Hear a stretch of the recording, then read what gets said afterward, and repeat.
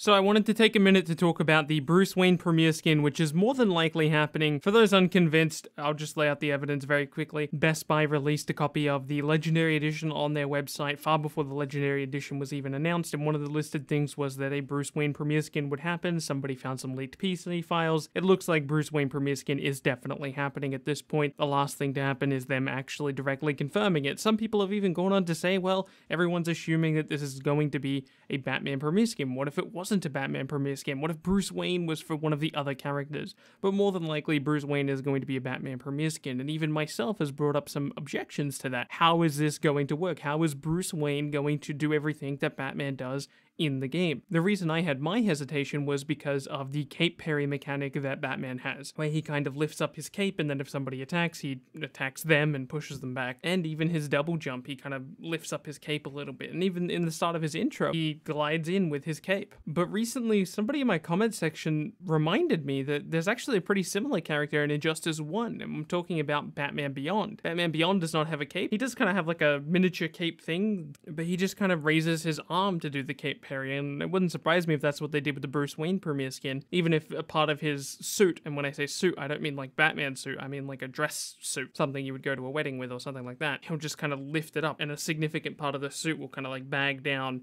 from his arm, and that will act as his parry cape. The next big question is, what about the double jump? Well, the double jump is a little bit more interesting. After all, he is Batman with an endless sum of money. He could literally just bring up a cape from his suit or pull parts of his suit up in order to make him glide. This wouldn't surprise me at all because, well, it would make sense for the Batman character, and it's a nice workaround, and they wouldn't have to do a lot of animation work for that. The next big thing would be intros. How does he glide in the same way he does in his intro? That's actually a more difficult question. I would imagine it would be solved the same way that the double jump is, but my opinion on this has drastically changed. If you asked me even just 24 hours ago how this was all going to work, I was going to be like, I don't know, just wait and see what NetherRealm does. But after thinking about it a little bit more, this is nowhere near as difficult as I initially thought it was. This is just very easy. I think the Bruce Wayne premiere skin is going to work out perfectly. I'm very excited to use it. A lot of people seem disappointed that it's going to be a Bruce Wayne premiere skin because people are like, oh, I would have preferred this one, or I would have preferred this one. Premiere skins don't really work like that. They don't get to decide, we're going to have 8 premiere skins, and that's how it's going to work. They look at the premiere skins that they want to do, and they decide, hey, do we have enough time to do this? Do we have enough time to do that? If we have enough time to do that, let's do this. Not every premiere skin is going to take the same amount of time. They can't look at the amount of work they're putting into a Bruce Wayne premiere skin and go, oh, that should have been a Killer Frost premiere skin for Poison Ivy, because those two things would have required drastically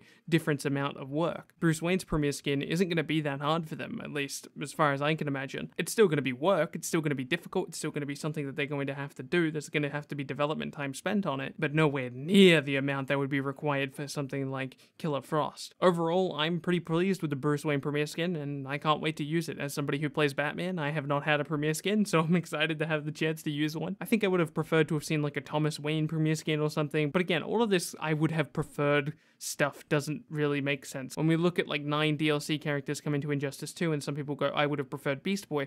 Well, Beast Boy is a lot more work than, say, somebody like Red Hood or even Raiden. Heck, I would even argue TMNT would probably be easier to make than Beast Boy, because one of the big problems with Beast Boy is that you have to make him easy to play for all the people who are interested in playing him because of how popular he is. But regardless, he's an incredibly complicated character. So there's so many layers for that type of thing. And that's just something that I think us as a community need to keep in mind. Despite two things being the same type of content, two different DLC characters being, they're both DLC characters, they're still vastly different to make each time. And the same goes for premiere skins. Despite the fact that Bruce Wayne's going to be a premiere skin and Bizarro is already a premiere skin, doesn't mean these two things took the same amount of time or were interchangeable at any point. Those are just my thoughts on it. If you enjoyed the video or you appreciated my insight on the topic, leaving a like on the video is a good way to help other people find the video. Let's discuss this in the comments section. My name has been Bilbzy. Come say hello on Twitter, and I will see you in the next video.